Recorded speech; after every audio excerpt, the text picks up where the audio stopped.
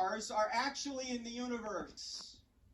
Well, it's interesting. The psalmist says this: "For as high as the heavens are above the earth, so great is his love for those that fear him." How high are the heavens above the earth? How big is this universe really? Well, the Hubble Space Telescope has helped us discover that. Back a number of years ago, they trained the Hubble Space Telescope on 1/26 millionth of the sky for like 11 days. 11 days of exposure time. This is called Hubble Ultra Deep Field. What's 1/26 millionth of the sky? Go out tonight, put a piece of rice on the end of your finger, hold it up at arm's length. That piece of rice represents about 1/26 millionth of the sky. What did they find? I'm going to show you what they found. I don't know if you can see this, but on the bottom of this slide, these are mountains down here, right? This is the southern hemisphere. And they trained their camera on this one little speck in the sky, and they discovered something pretty shocking.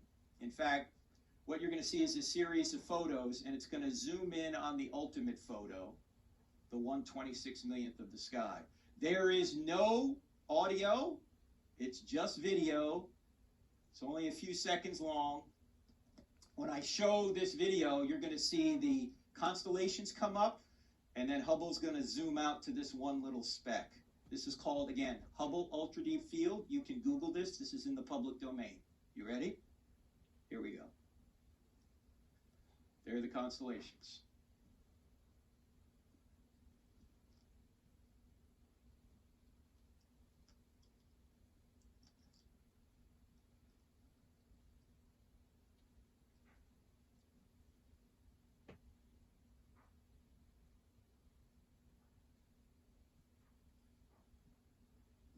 What you're looking at are nearly 10,000 galaxies in 1/26 millionth of the sky.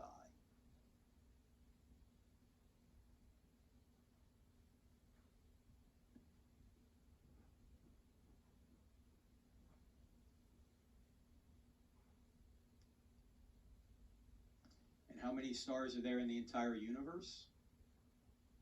Researchers at the University of Hawaii think they figured it out. The number of stars in the universe are about equivalent to the number of grains of sand on all the beaches, on all the earth, times 100,000. And to go from one star to another star, just in our galaxy, will take you over 200,000 years at 5 miles per second.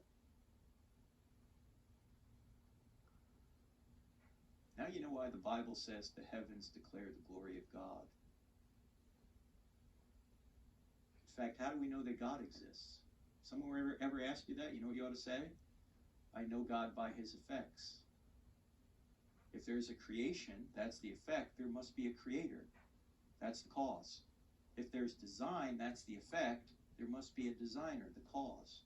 If there's a moral law written on your heart, that's the effect. There must be a cause, the moral lawgiver. If you have the ability to reason and ascertain truths about the world outside of your skull, that's the effect, reason. There must be a cause, a mind. If there are natural laws that are fine-tuned and orderly, that's the effect. There must be a cause, an orderer. What must the cause be like if the effect is equivalent to sand grains on 100,000 Earths separated by thousands of years at 5 miles a second? In fact, the verse I put up earlier wasn't complete. For as high as the heavens are above the earth, so great is his love for those who fear him. As far as the east is from the west, so far as has he removed our transgressions from us.